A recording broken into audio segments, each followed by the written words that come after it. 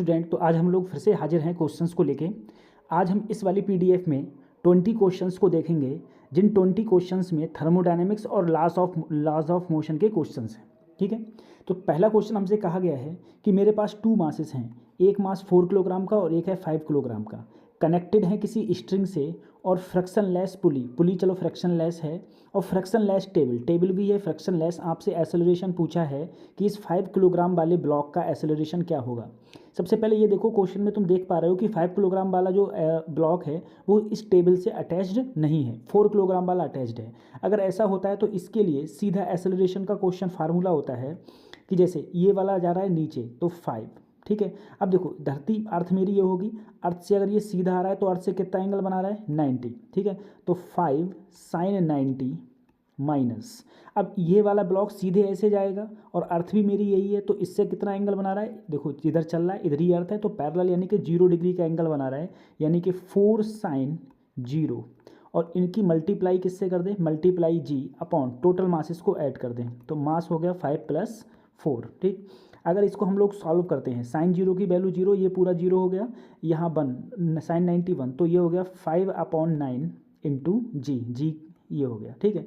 अगर जी की वैल्यू में देखो 5, जी की वैल्यू अगर मैं 10 लूँ, ठीक है, अपॉन 9, तो इसको जब मैं सॉल्व करूँगा तो ये आ जाएगा 50/9, ठीक है। 9 से सॉल्व करूँगा 9 से, तो 9 5 जा, ठीक है, तो 5 पॉइंट कुछ आ रहा है, यानी कि कौन सा ऑप्शन हो गया, ऑप्शन 2 मेरा बिल्कुल ठीक हो गया। अगले क्वेश्चन की बात करते हैं। अगले क्वेश्चन में क्या गया है, मेरे पास में एक लिफ्ट है, ठीक है, एक लिफ्ट है, एलिवेटर है, और जिसका मास है 100 kg, सपोर्टेड बाई एक केबल, ये एक केबल से लटकी हुई है, जो केबल अधिकतम कितना फोर्स झेल सकती है, अधिकतम 12,000 से फोर्स जो है वो झेल सकती है, ठीक है। इससे ज़्यादा हो तो टूट जाएगी। और ये ऊपर की ओर बता रहा कह रहा है किस एक्सेलरेशन से जाए जिससे कि ये वो ब्रेक नहीं हो, टेबल वो ब्रेक ना हो, ठीक है, जो भी मेरी स्ट्रिंग है वो ब्रेक ना हो। अब देखो ऊपर की ओर जो मेरी टेंशन होगी, ठीक है, अगर ये ऊपर की ओर जा रहा है तो टेंशन का जो फार्मूला हो जाएगा वो हो जाएगा m ब्रैकेट में g, ऊपर जा रहा है तो g + a, कितना हो टेंशन, तो 12,000 से ज़्यादा ना हो टेंशन, ठीक है, एक थोड़ा जीरो ज़्यादा लग गया, 12,000 से ज़्यादा टेंशन ना हो। मास कितना है इसका 1000, ठीक है, साथ में जी की वैल्यू क्या ले ली, जी की वैल्यू मैंने 10 ले ली, मान लो 10 + a, भाई 30 से 30 कैंसिल आउट करोगे, देखें 30 से 30 हम लोग कैंसिल आउट करेंगे, 1000 था, ठीक है, 30 से 30, तो यहाँ बचा 12। और देखो अगर मैं यहाँ 9.8 लेता, तो अगर मैं यहाँ पर 9.8 लाता, मान लो अगर 10 की जगह क्या लेता 9.8, तो यहाँ पर मेरे पास में कितना बच रहा है, मेरे पास में बच रहा है 2.2, तो एक्सेलरेशन मेरा ये किसका वैल्यू है, ये एक्सेलरेशन, इतने एक्सेलरेशन से जाएगा तो हमारा ब्रेक नहीं होगा, तो ब्रेक नहीं होगी। अगला क्वेश्चन है, a man in A lift with weight more than, ठीक है, वेट तुम्हारा ज़्यादा कब होगा, मोर देन कब होगा, ठीक है, जब लिफ्ट रेस्ट में होगा, नहीं, डाउन, अच्छा स्लोइंग डाउन, ऊपर जा रहा है लेकिन स्लोइंग डाउन गलत है, गलत है, कौन सा ऑप्शन ठीक है, बिल्कुल ऊपर। अगर कोई भी लिफ्ट ऊपर जाएगी तो 100% उसका वेट क्या हो जाएगा, वेट इंक्रीज हो जाएगा, लेकिन ऊपर जाते हुए एक्सेलरेशन होना चाहिए, ये बात ध्यान रखना। अगला है, a monkey is descending from the branch of a tree with constant acceleration, it breaking strength of 75% weight of monkey. अच्छा देखो इसमें ये कहा गया है मेरे पास में एक डाली है, ये डाली सिर्फ 75% ही वेट को झेल सकती है मंकी के, ठीक है।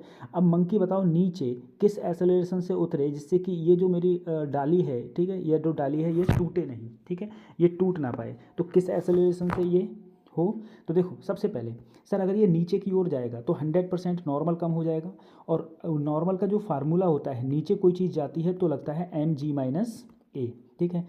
अब कितना वेट सहन कर सकती है 75%, ठीक है, तो 75/100, 75% ऑफ वेट क्या हो जाता है बेटा mg, ठीक है। यहाँ पर हो गया mg - a, m से m गया, ठीक है। अगर मैं इस a को इधर लाऊं तो इधर प्लस का हो जाएगा, और इसको इधर लाऊं, ठीक है, तो यहाँ काट दिया 25 3 जा 25 4 जा, तो ये हो गया 3g/, तो -3g/4। इसको मैं सॉल्व करूँगा तो मेरा एक्सेलरेशन क्या आ रहा है, एक्सेलरेशन g/4, यानी कि मेरा थर्ड ऑप्शन बिल्कुल ठीक है, ठीक है। चलो अगले क्वेश्चन की बात करता हूँ मैं। अगला क्वेश्चन कहा गया है, मुझे मोमेंटम दे रखा है और मुझसे फोर्स पूछा है t=0 पर। हम लोग जानते हैं फोर्स इजकल क्या होता है, change in momentum per unit time, ठीक है। तो अगर मैं इसका डिफरेंशिएशन करूँ टाइम के रिस्पेक्ट में, तो ए का तो 0 हो गया, बी टी का v आएगा और यहाँ हो जाएगा 2ct। क्या t=0 पर पूछा है, अगर t=0 लगाऊंगा तो ये वैल्यू क्या हो जाएगी 0। तो सिर्फ मेरे पास में फोर्स क्या बचा, फोर्स सिर्फ मेरे पास में b बचा, यानी कि ऑप्शन 2 मेरा बिल्कुल ठीक हो जाएगा, ठीक है। अब उसके आगे चलते हैं। अगला क्वेश्चन मुझे क्वेश्चन में कहा गया है कि अच्छा मुझे ब्लॉक दे रखे हैं और इसने कहा the acceleration of the centre of mass. यहाँ देखना एक्सेलरेशन किसका पूछा है, सेंटर ऑफ मास का। अब मुझे बताओ अगर इन दोनों को छोड़ दिया जाए, acceleration of the centre of mass, अगर इन दोनों को छोड़ दिया जाए तो सबसे पहले इन ब्लॉकों का एक्सेलरेशन देखो। एक्सेलरेशन कैसे करते हैं हम लोग, ज़्यादा वाले मास में से कम वाला मास घटाया, सब्ट्रैक्ट किया, इंटू जी बटे दोनों मास जोड़ दिए, तो 3m प्लस m। तो ऊपर क्या आया, ऊपर आया 2m/4m इंटू जी, यानी कि आंसर आया तुम्हारा g/2, ठीक है। g/, देखो 2 से काटा, 2 2 4, तो आंसर क्या आया g/2। एक्सेलरेशन अब देखो ये कहाँ जा रहा है, नीचे g/2 से, ये कहाँ जा रहा है, ऊपर g/2 से। अब इसका सेंटर ऑफ मास निकालो, तो ए सेंटर ऑफ मास का फार्मूला हो जाएगा, पहले ये मास 3m, अब देखो एक्सेलरेशन कहाँ जा रहा है, नीचे, प्लस इस वाले का मास m कहाँ जा रहा है, ऊपर। अब देखो ये नीचे जा रहा है तो प्लस लिया है, तो ऊपर जाने वाला क्या लेंगे हम लोग, ऊपर जाने वाला लेंगे हम लोग माइनस का, अपॉन टोटल मास जोड़ दो तो क्या आ गया 4m। इसमें से जब ये डिक्रीज़ किया मैंने तो मेरा आंसर आया यहाँ पर 2mg/2, तो 2 नीचे पहुँच जाएगा, क्या हो जाएगा 8m, कैंसिल आउट हो गया। आंसर क्या आ रहा है देखो काट कूट के g/4, ऑप्शन ए बिल्कुल ठीक हो जाएगा। इसके बाद क्वेश्चन पे बढ़ते हैं। अगला क्वेश्चन है, इसने कहा है टाइम टेकिंग, देखो time taking by a block of wood sliding down smooth inclined plane 9.8 metre long, ठीक है। देखो ऐसा कहा गया है कि एक एंगल है, यहाँ पर ये ब्लॉक नीचे आ रहा है, ठीक है, और यहाँ से यहाँ तक की लेंथ दे रखी है 9.8 मीटर। तुमसे कहा है कि यहाँ से यहाँ तक कितने टाइम में आ जाएगा। तो सबसे पहले अगर कोई इंक्लाइंड प्लेन पर और जहाँ पर फ्रैक्शन लेस होता है तो वहाँ एक्सेलरेशन क्या हो जाता है, एक्सेलरेशन हो जाता है g sin थीटा, सबको पता है एक्सेलरेशन हो जाता है g sin थीटा। जी ऐसे ही sin 30 की वैल्यू 1/2, ठीक है। तो आंसर क्या आ गया मेरा g/2 मेरा आंसर हो गया। अब देखो कितनी डिस्टेंस चलनी है 9.8, मुझे एक्सेलरेशन आ गया, तो s फार्मूला लगता है s ut, इनिशियल 0 है ut प्लस हाफ a की वैल्यू g/2 इंटू t², ठीक है। तो g से g कट गया, अब इधर क्या हो गया 2 2 जब 4 हो गया इंटू t², तो t की वैल्यू क्या आ गई 2 सेकेंड, बिल्कुल ऑप्शन 2 मेरा बिल्कुल ठीक हो जाएगा, ठीक है। अगला क्वेश्चन आते हैं। अगला क्वेश्चन कहा गया है a block of weight 5 newton is pushed against a vertical wall, ठीक है, 12 newton, the coefficient of friction of wall 0.6, magnitude of force exerted by the wall on the blockage. देखो एक मेरे पास में ऐसा कोई ब्लॉक है, यहाँ पर कितना फोर्स लगाया है 12 न्यूटन, फ्रैक्शन कितना है 0.6। अब एक बात देखो सर, अगर फ्रैक्शन इस पर 0.6 है तो पीछे की ओर एक फ्रैक्शन फोर्स लग रहा होगा। फ्रैक्शन फोर्स हमेशा क्या होता है μn, म्यू की वैल्यू कितनी है 0.6, ठीक है। अब n देखो, n मेरा कितना है, देखो यहाँ पर कितना फोर्स लगाया जा रहा है 12 न्यूटन, ठीक है। तो n कितना आया मेरा, फ्रैक्शन फोर्स क्या है 7.2। अब देखो 7.2 फोर्स कहाँ लग रहा है मेरा, ऊपर, ये फ्रैक्शन फोर्स है, लेकिन रियलिटी में इस ब्लॉक का जो नीचे फोर्स लग रहा है वो कितना लग रहा है 5।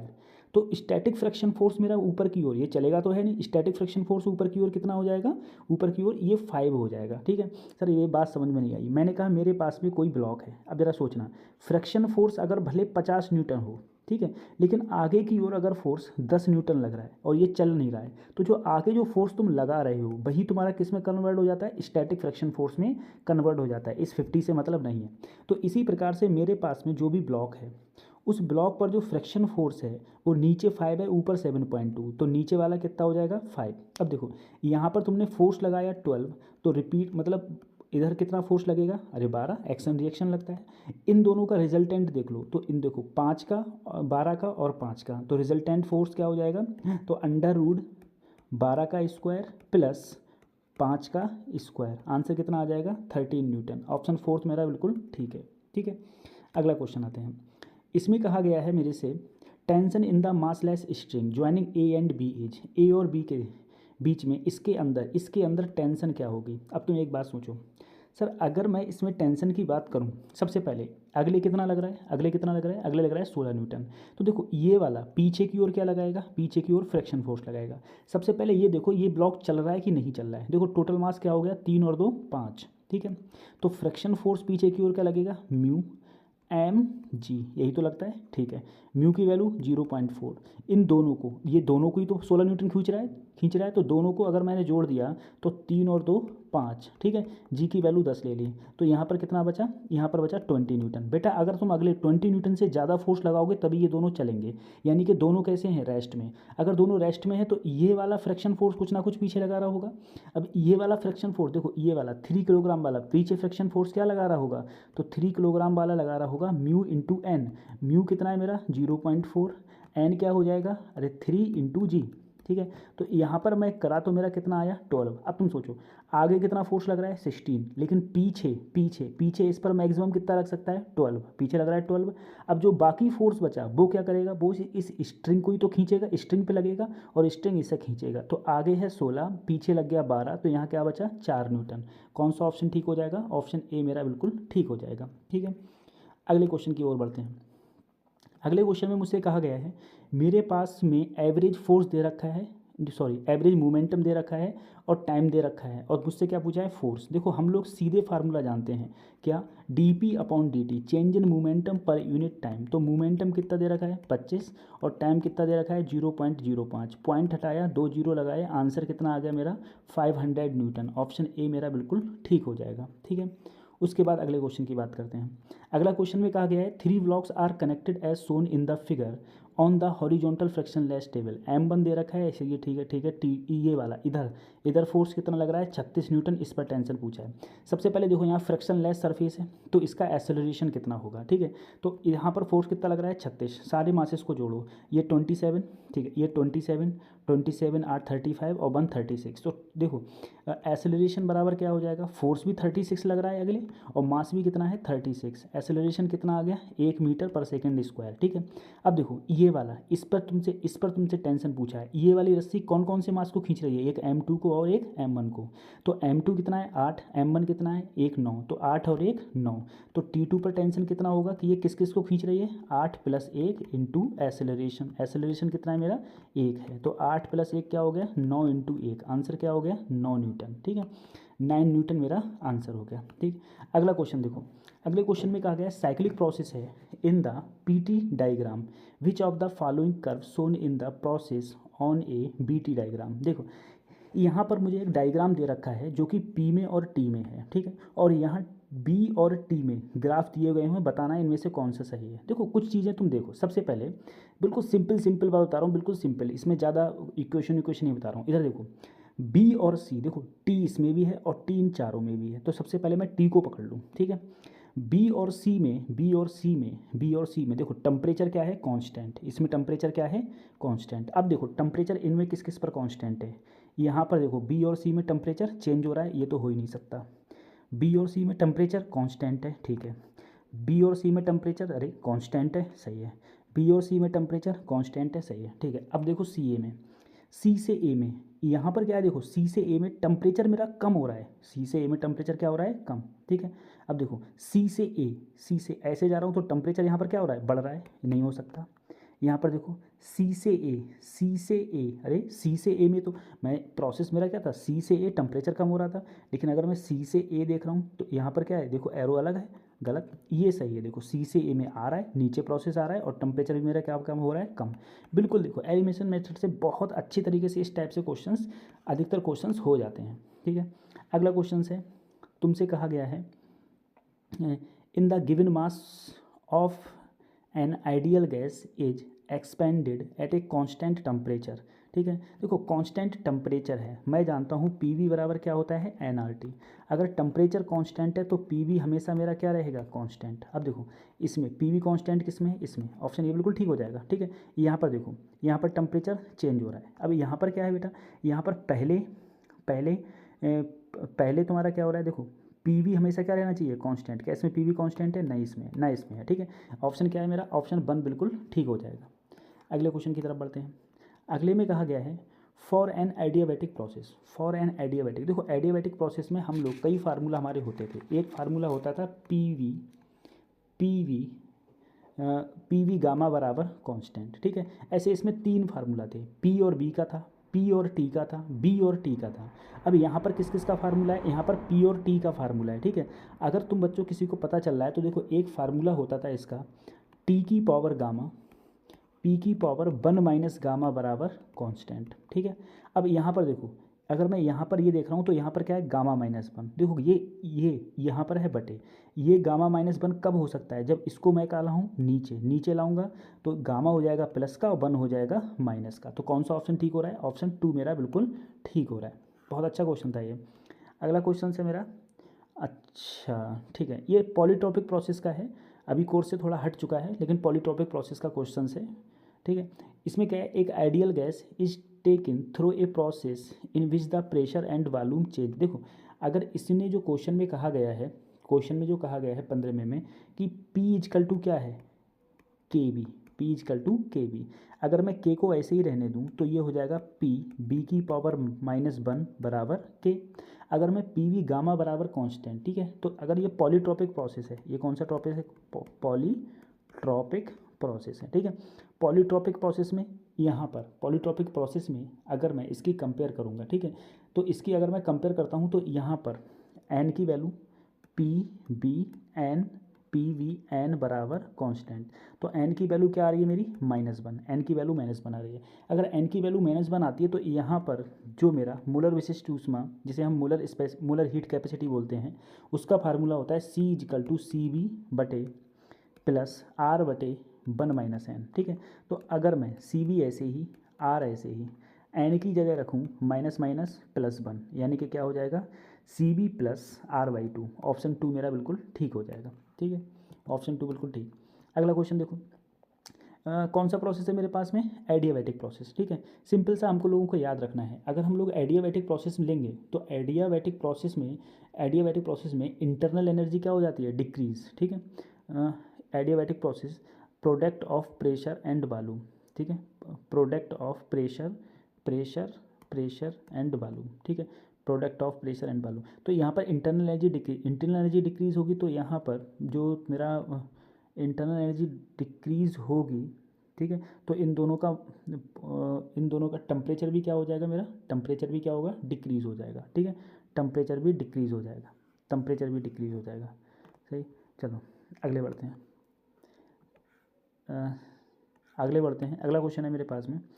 देखो यहाँ पर क्या गया है, सी पी और C V denoted the specific heat of nitrogen per unit mass at constant pressure. तुमसे रिलेशन पूछा है। देखो एक बात याद रखना, अगर मैं कहूँ मोलर हीट कैपेसिटी का फार्मूला, मोलर हीट कैपेसिटी